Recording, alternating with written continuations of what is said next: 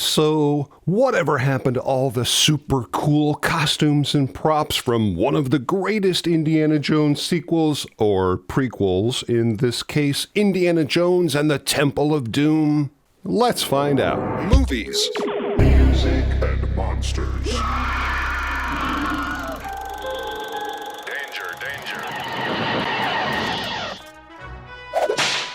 Hey, my friends, Dan Monroe here, talking about movies, music, and monsters. Oh boy, Temple of Doom. As much as I love all the Indiana Jones movies, well, at least the original first three anyway, I honestly have to admit that my very close second favorite to Raiders of the Lost Ark was Temple of Doom, partly because as a young kid I was forbidden to see this film in the theater by my mom, which only made me want to see it more, which I did, but those particular years weren't really the happiest times in my life, so I suppose the appeal of a much darker Indiana Jones film really struck home for me then, and in a lot of ways, still today. So grab your disembodied flaming heart, your favorite Indiana Jones hat splattered with the blood of Kali, with a bucket of stale popcorn, and let's dive in. Molaram Solaram. Today's video is sponsored by me. If you want to help support the channel, head over to moviesmusicmonsters.com or my new Forbidden Zone trading post. Grab yourself a t-shirt or a ball cap, whatever you like, help support the channel, and as always, thank you so much. One of the most interesting things to me, anyway, about this film was the incredible costumes and props, which, believe it or not, there are still a ton of floating around today, and it's an absolute thrill for me personally to be able to share all of this really cool stuff with you, which we will get into in just a couple of minutes. But first, a little history on the background of this film. Back in 1981, just a couple weeks after Raiders was released, Lucas and Spielberg got together and began planning another Indiana Jones adventure, this time not about Nazis, but a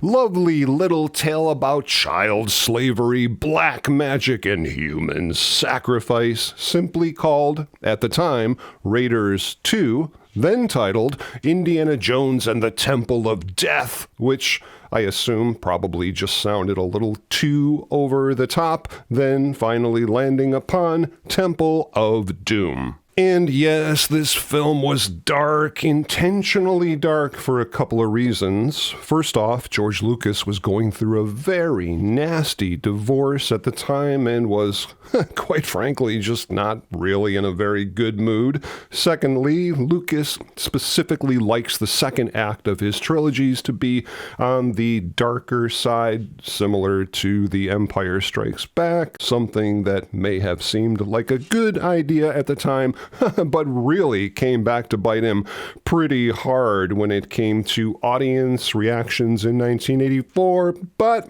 we'll get to that. One thing that gave them a really good head start, and this is really super interesting, many of the sequences in Temple of Doom, like the river raft sequence and the mine car roller coaster chase, were actually planned to be in Raiders of the Lost Ark, but when they got down to it, they just found that Raiders was already packed so tight with action pieces that they just couldn't fit them in, so they stuck them in a drawer for future use and pulled them out once again when Temple of Doom went into pre-production.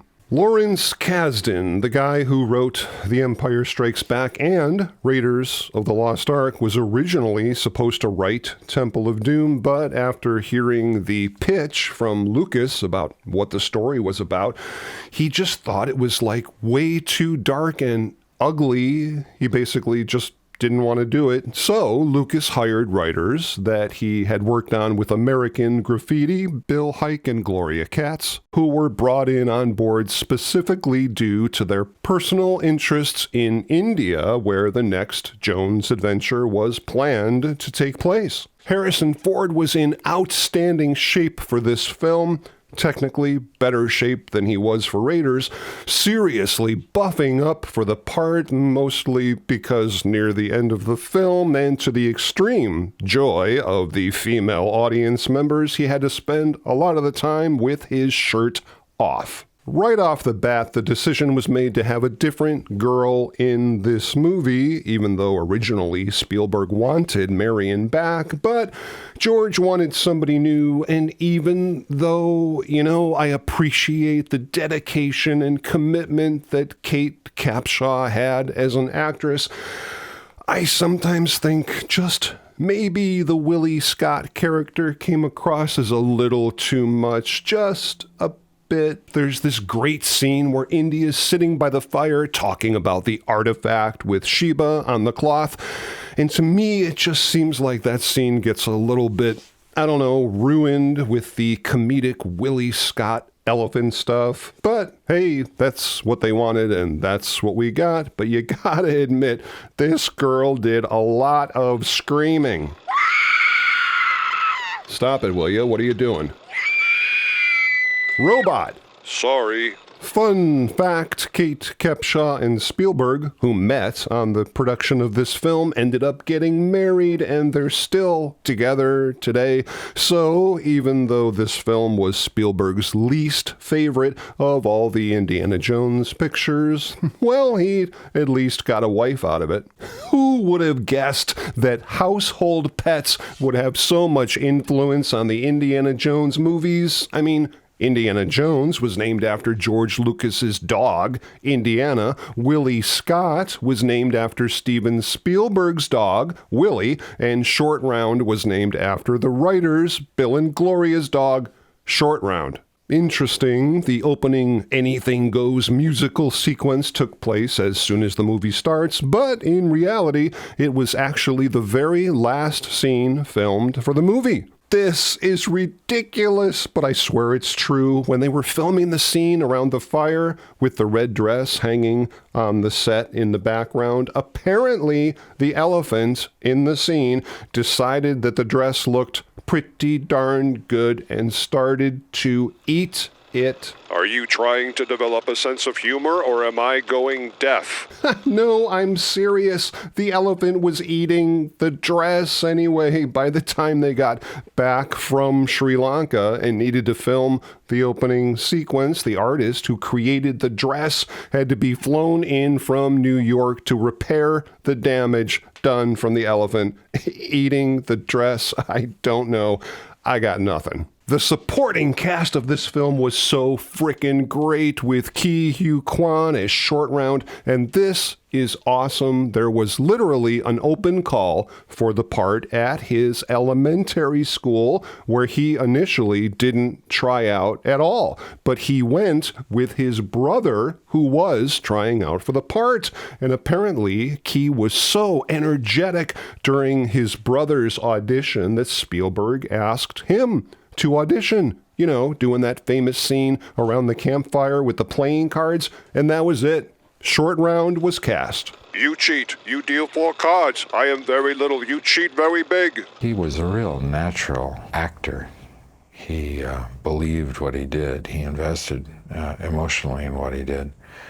And I really enjoyed working with him. It was great fun. Fun fact, the incredibly talented Amrish Puri shaved his head for the role of Mola Ram, and this created such an impression that he not only kept that look, but rapidly became one of India's most popular film villains. Now, believe it or not, the Indian government had a real major issue with the script early on. The Indians really being quite protective of how their country or stories about their country are portrayed. They even refused to let the production team use the term Maharaja, and that was it. That was the last straw. No more India. They moved it all to Sri Lanka, which doubled for India in the film, and super cool, a lot of the footage filmed in Sri Lanka was shot right in the exact same area where another classic movie was filmed with Sir Alec Guinness, The Bridge on the River Kwai. The really cool yet slightly creepy actor D.R. Nanayakara,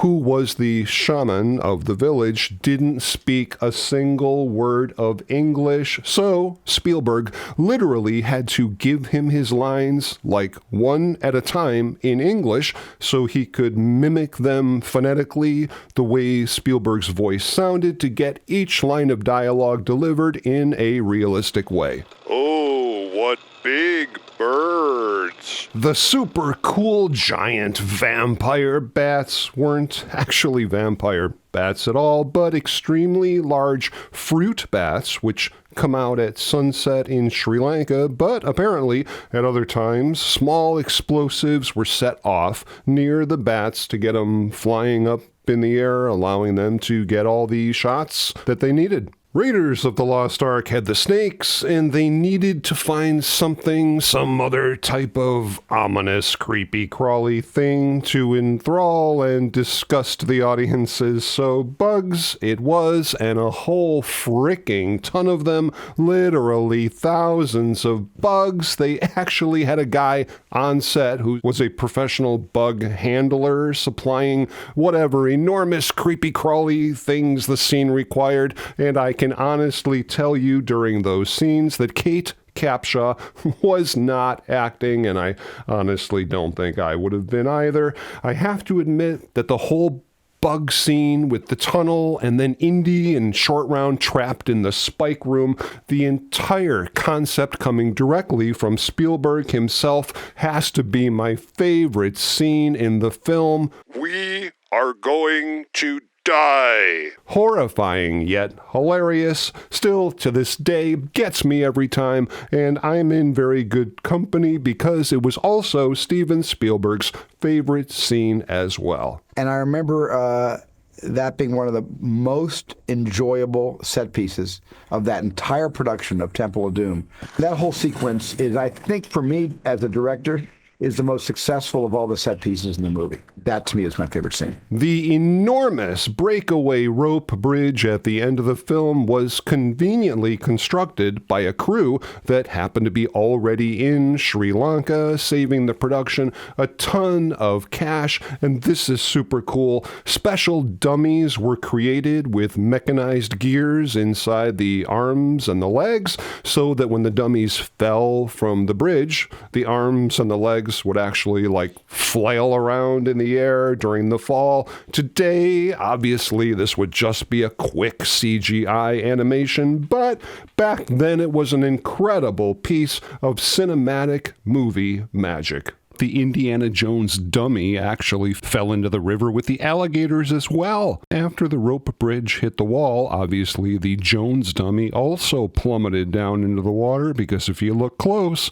there's a dummy with a white shirt and a hat, something audiences would never have seen back in the day, but it is a cool little detail for us film nerds. Now, even though Harrison Ford was in unbelievably good shape for this film, he had some major back issues, which actually pulled him out of the film completely for several weeks during filming.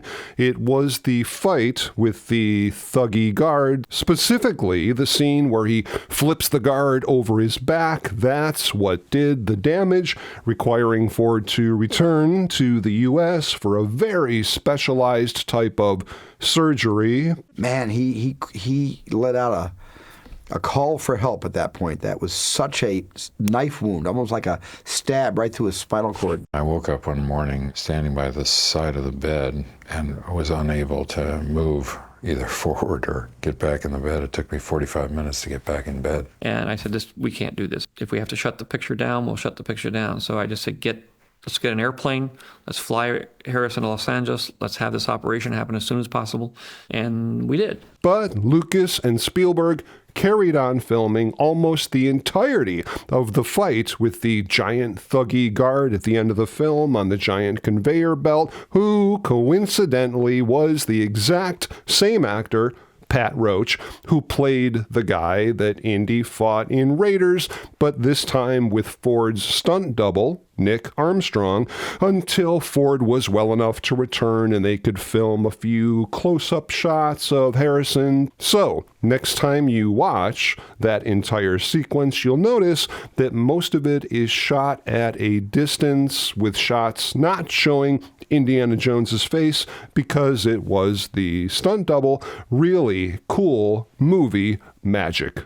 For the super exciting sequence with the minecart chase, a huge full-size track was constructed around the exterior of one of the sets that they kept shooting over and over, but with different lighting to give the effect of a larger, longer track, and also a miniature stop-motion track with animated puppets of both our heroes and the thuggy guards. Fun fact, the sound of the mine cars running along the tracks during the chase sequence were actually the recorded sounds of roller coasters at Disneyland. There were a ton of cutscenes taken out of this movie that, quite honestly, I wish they hadn't been cut because they explain a lot of things that I never quite understood. One of them being Short Round, seeing one of the thuggy guards being burned by the fire, and then the guard snaps out of the Kali spell.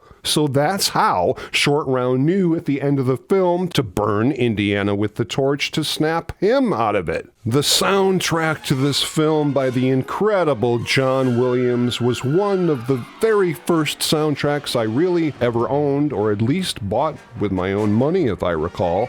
So many incredible melodic themes in usual John Williams style, from the reuse of the triumphant Raiders March to the Willie Scott love themes, and the extremely bizarre and incredibly haunting music for the Temple of Doom sequence, which was not only horrifying, but still one of my absolute personal favorite tracks to play every Halloween season. Indiana Jones and the Temple of Doom was released on May 23, 1984, and went on to gross over $333 million worldwide, and surprisingly did not get an R rating.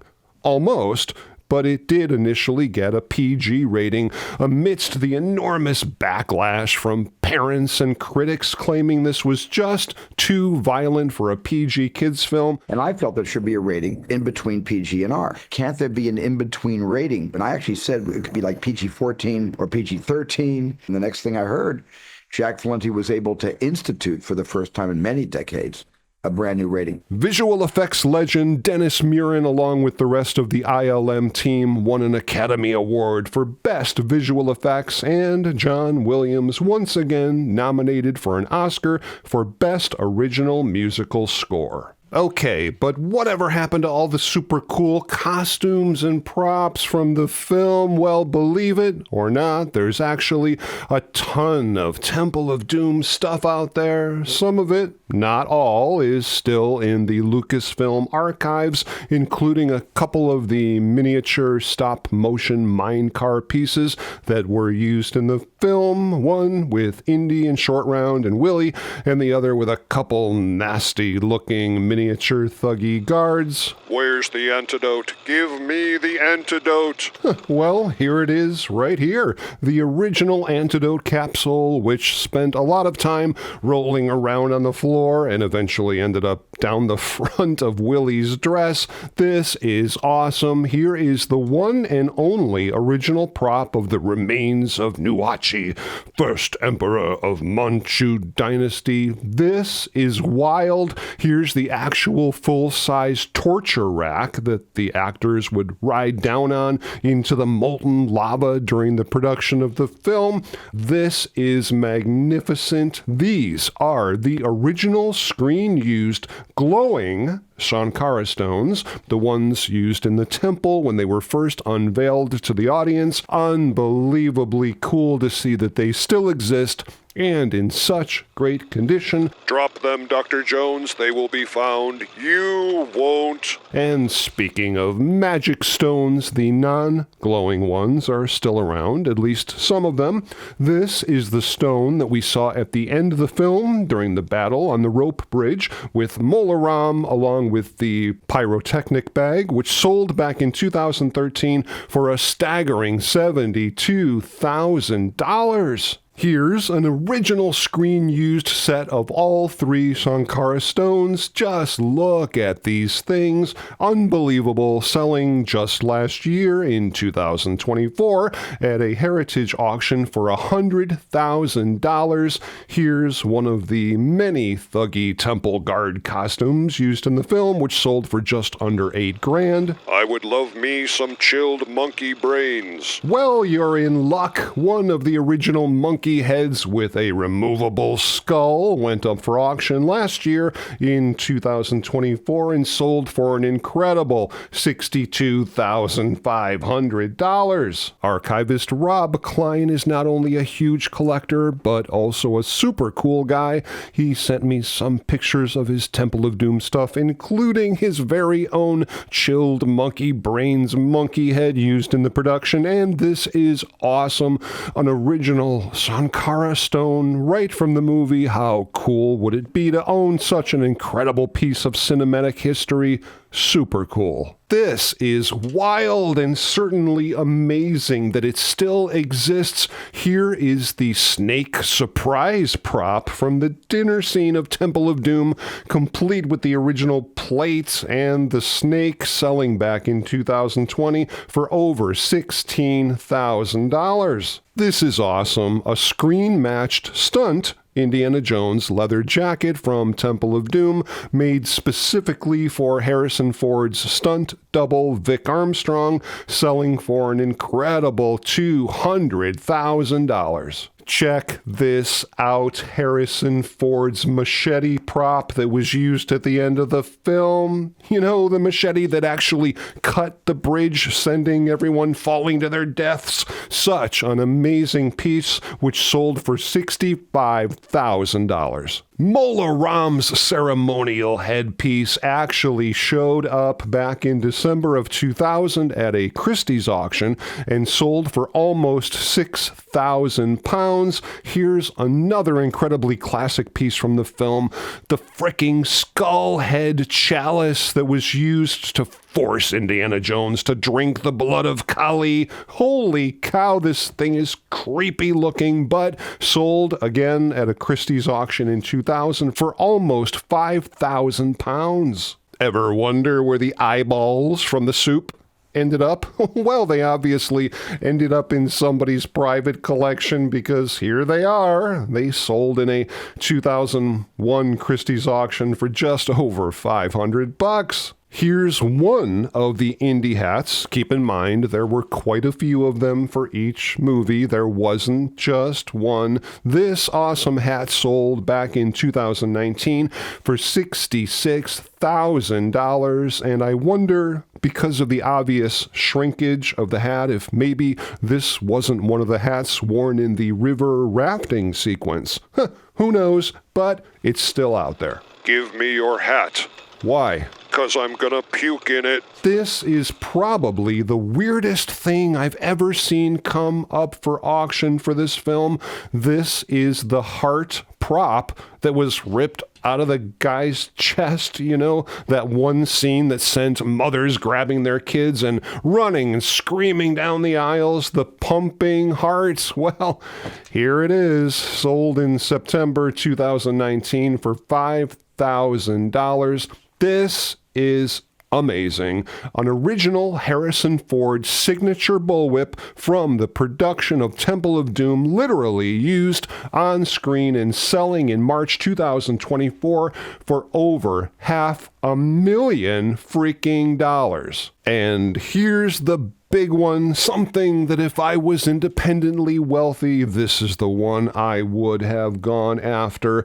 One of the original screen-used hero Harrison Ford fedoras from Temple of Doom, specifically the hat that was used during the scenes where Indy, Willie, and Short Round were approaching the village for the first time near the beginning of the film, selling for an unbelievable $630,000. Holy Jiminy Christmas, how cool is that? Very cool. Super cool. As far as the toys were concerned, there really wasn't much at all, and quite frankly, I'm a little surprised, but there was the Temple of Doom adventure board game, magazines and poster books, 3 extremely collectible action figures, Indiana Jones, Molaram and the Giant Thuggy, a set of Temple of Doom Topps trading cards, a set of Temple of Doom drinking glasses, and unless I missed anything, I think that's just about it, except for, of course, the extremely popular 1985 Atari arcade game, which was not only fun to play, but also had some of the most ridiculous sound effects I've ever heard. Temple of Doom was released on all the standard video formats through the years, VHS, Betamax, and Laserdisc, DVD in 2003, and finally a remastered 4K version of the film in 2021, scanned directly from the original film negatives, and boy, I gotta tell you, this thing looks just great. By the way, if anybody out there wants to set out on their own personal adventure seeking all kinds of fortune and glory and you need a hat, there's only one guy to go to, in my opinion, Brian LALONDE of Screen Capped Hats. I've gotten a ton of hats from this guy in the past, any size, any style, from any movie, expertly built and bashed to bring out the adventure seeker in anybody, not to mention extremely reasonably priced. So, if you're in the market for an awesome and authentic looking Indiana Jones fedora, check this guy out. Link in the description. Indiana Jones and the Temple of Doom was not only a controversial Hollywood blockbuster to say the least, but also an extremely underrated addition to the Indiana Jones mythology. If maybe this film turned you off at first, go back and give it another look. In my opinion, it's aged perfectly over the years and is maybe, to me, even more impactful today than it was over 40 years ago, both paving the way and opening the door for other incredible, dark, and exciting action movies like Die Hard, Predator, Terminator 2, Judgment Day, Aliens, RoboCop, Commando, Lethal Weapon, and so many more. We could be here all day, but that, my friends, is the topic of another video. I really hope you guys enjoyed that deep dive into whatever happened to the props from Temple of Doom, and if you did and you like this kind of stuff, please consider subscribing to the channel. I've got a whole bunch of new videos coming up really soon that I know you guys are just gonna dig. And please feel free to stop back anytime as we together continue the conversation on movies, music, and monsters. Movies, music, and monsters.